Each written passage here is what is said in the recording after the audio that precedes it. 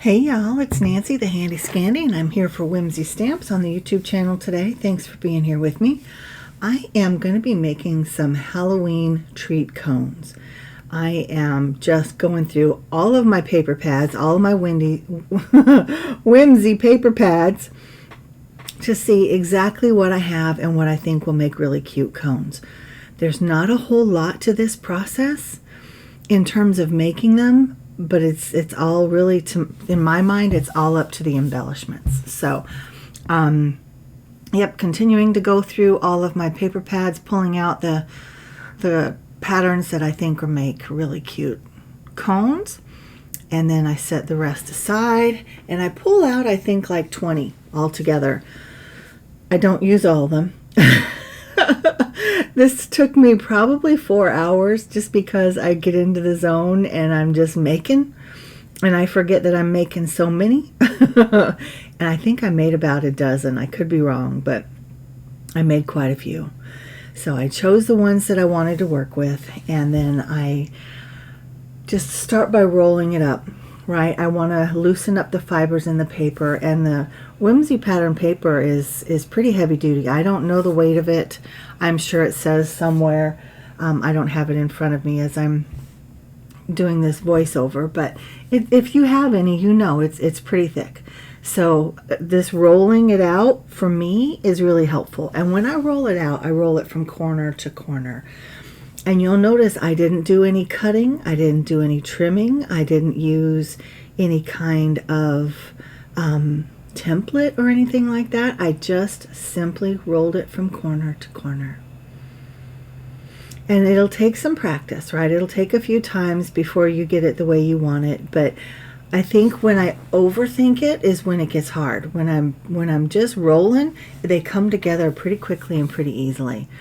Now this one, I won't even lie, I had some trouble with, because I was rolling in a way that almost went side to side versus corner to corner.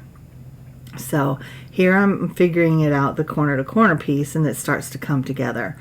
And you can make them as wide or as narrow as you want. It just depends on your paper and if you're trying to line up patterns and whatnot. Now I did not worry about lining up any patterns. I just wanted to get it glued down and get the conical form shaped.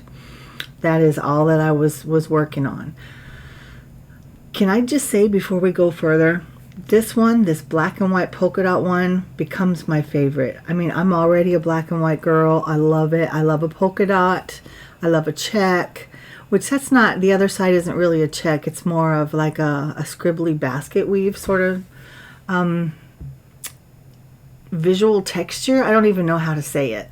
But here I've done the same thing with all of these, and they are just piling up and piling up, and that's when I said, okay, enough. So we set the rest aside.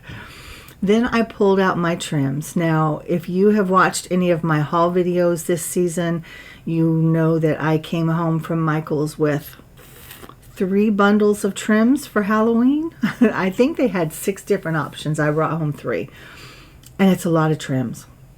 So I just pulled out, again, a big handful of ones that I thought would work, and I just am auditioning them, as I often do with my projects. I'm auditioning all my players, and there were a lot of potential players for these. So I did find that the ones that had fringe or the pom-poms or some kind of texture to them versus just being flat, maybe dimension is the better word. The ones that have dimension are the ones that I ended up using. Some of them I did use more than once, but for the most part, all of the ones with pom-poms or dangles or fringes, they all got used. So this is definitely a smaller fringe on this one. I love these pom-poms and the dangles, and then these smaller pom-poms, and then this larger fringe, and I just think they turned out so cute. Now off screen, I used my I don't even know what it's called, my crocodile, and I punched holes, and here you can see that I am using the crocodile to put in the little grommets. Are they called grommets? What are they called? They're not called grommets. Y'all tell me downstairs in the comment section, what are these things called? Because I'm gonna get stuck on that if I don't. I know they're not grommets. Grommets are for fabrics and things. Anyway, So I used my crocodile to put those in just because I didn't want to risk the paper tearing, because I do end up putting candy in these, and they are kind of heavy. The intent is for them to hang from a tree, from a garland, from clips, from whatever you want to hang them from. Doorknobs, it really doesn't matter.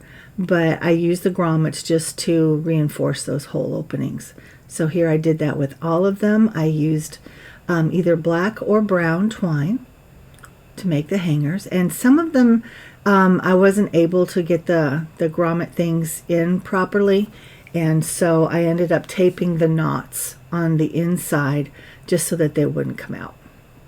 So I'm hoping that those don't tear once they get candy in them. I mean, they haven't so far, but anyway, off screen again, I die cut the circles, the scallop circle as well as the two smaller circles from the Pierce and Stitch circle dies. And then I cut out, or I stamped and colored and cut out these adorable images from the Primitive Halloween stamp set. This is one of my favorites.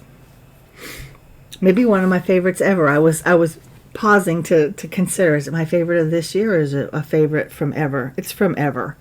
These Prim images are just so fun and kind of funky, and I don't know, I fell in love with them. So here I went ahead and I ran to the store and got some candy, and now they are all full. And I had them hanging on my Halloween tree in my dining room. I had the tree all lit up, had the spooky vibes going, and they just look so cool. Now this is not the best scenario, right? These are a little heavy for this tree, and what I cut out at the very end is that the whole tree fell over. So if you're going to hang them on a tree like this, make sure that you can hang them all around so it's balanced and it doesn't fall over, because it was a bit of a disaster. But I cut the film right before that, so you don't see that, but you do see how cute they are before the tree falls. And again, just a quick look at what they looked like before I filled them with the candies, and I just think that they're adorable. And here I have them filled with candies, and I have them by the window so we can see how pretty they are in that bright sunlight. And I'm filling the basket kind of row by row, and they just look so happy and so sweet, and I love them. They just make my heart smile. So you guys tell me what you think.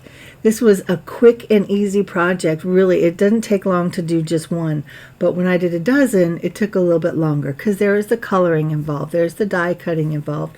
There's the layering and the gluing and all of that of the different, what are we calling them? Like rosettes, basically. So, but it was definitely a labor of love, and so fun and so easy. Truly, so easy.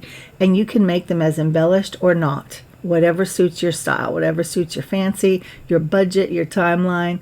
Y'all, let me know if you make these. I really want to know. In the meantime, we'll see you over on all of our socials. And until next time, mwah. This is Nancy, the Handy Scandy. Thanks for hanging out with me, and I'm out.